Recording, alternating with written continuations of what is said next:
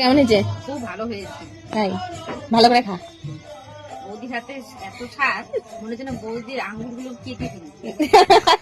কাটলে পরে রান্না করে কি খাওয়াবো তোকে? কেটে আমি খাই।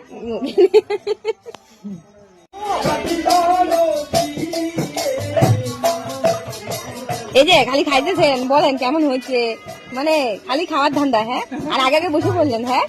এবার বৌদিকেও বললো না, বাবা জামাই রে, ননদের কথা তো ছাড়োই, কমসে কম পিসির খবর না নাও, বৌদির খবর তো নেও। হ্যাঁ, লবণ কমেছে? ওই যে লবণে বাটি দিয়ে দিচ্ছি, ডাইলে খাও।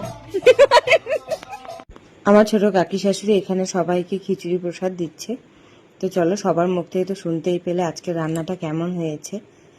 সারাটা দিন রং খেলার পর শরীরটা কিন্তু আর সায় দিচ্ছিল না, তবে এদের সবার মুখে প্রশংসা শুনে তখন মনে হচ্ছিল না সত্যি এই পরিশ্রমটা আমার কাছে কিছুই না।